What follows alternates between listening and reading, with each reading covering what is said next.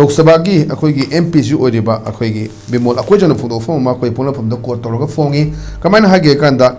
Manipur da government thamnaba Khemchand bu luchingba khankibasi Erang asigi tangkak ama loishilabani haifam se thame oda mana makata ba akoi ki news 9 da pe interview ni man haibasi status gi miyamna awaba mayok narabasu BJP gi MLA singna Delhi da chen bagi hainabi du anobu luchingba khanba asina maram oiraga loiragani haifam thabi loiragani asa tawi masi afabu khodam mamani haidu man makata na phongdok basi center na state asida government ama semna warep loreba asi MLA singi thonana nate haibasi khangdar wafamni asigum phim asida MLA sing asina state aski miyam gi apama matungina karamna mausin ge haibasi chingna ba phawi yamna critical oba question iman haji haji leire posi MLA sing na pressure tawbadagi madu yaro madu tawro na khoi leire ba absolute majority ni riba kangbu sing asina phongdu pol nate center duna dum chabi tharaga nangoiro nangoi yaro da mayam si han su haigre awla madugi thongna lingjendo madumadi leitabagi mami ma tai maduna masi MLA sing asina stress gi miyam gi apamba matungina karamna mausin ge haibasi chingna ba phawi kaina yamna question ma thaw puse sai dadi kari wafum thamini gi kira samai ta maju ji elected ore aduga bimol na akoi jam bimol na MPO ge elected oi gi bisi ma congress nen thagat ki bani oi moina khali congress ka jar ga ju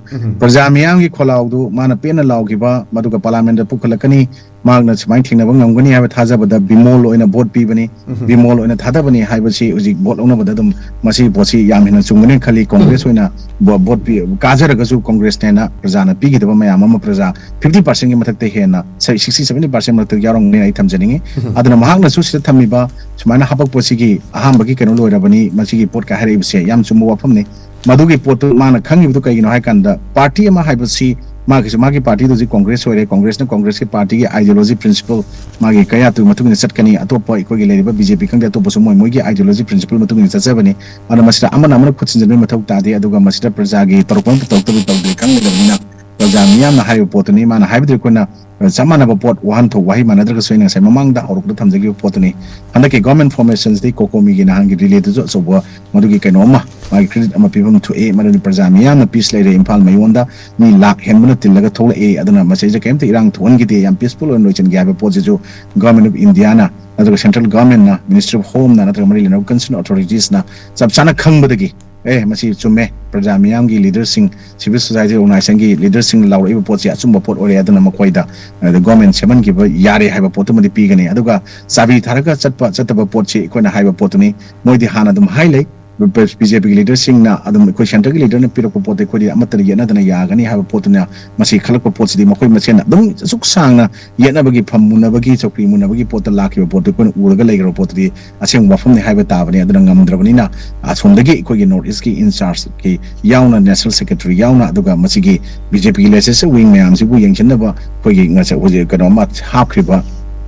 kano potu yauna khanara kan da kupna BJP ni bagi lai report mayam sigi matungina madugi pot khalak padadi china oibana neutral object fare aduna neutral oiba means ikoi ukina so objection yam tawdaba mete oraga su aduna biren oiba taragadi biren pana paba taw mayam toromaga su madugi pot da ukina objection am laibina noina haiba su ikoina yare aduna sidi kuki gi maikhum obaga changi ba kangu gi separate administration president rule biren lokto haibadi pulap separate administration ngai pi daba maduga biren thideki bagi pot di moina biren da yengna ba thambai pot di mai pakyo pot am di oigrabani Khemchand oibase haibadin dei thamjani aduna sigi pot khalak tabagi pot mayam chimudi di bimol thamba thamda wapung gi natana ma sumini koi mayam jamini ikoina lo uriba chaksa kong chana ni uriba pot ni na koinu ji hajari ni mamangi round da si khana tringa da afaba ari yai fa ngai ga da ba adaga tanaraga tona tinanga laimina ba Muksi sana lain apa CM mu oibiduna leader mu oibiduna CM mu oibiduna magi laiba cabinet colleague council minister MLA mem phajan birakanda lebak ya phobra tobiu plai bai singi threat ta chatlagadi lebak ningba lebak musiba lebak ki mihut ni habda matik charo yana ko chudum larokani yana sugi laroga sulai habwa phum thamjani ta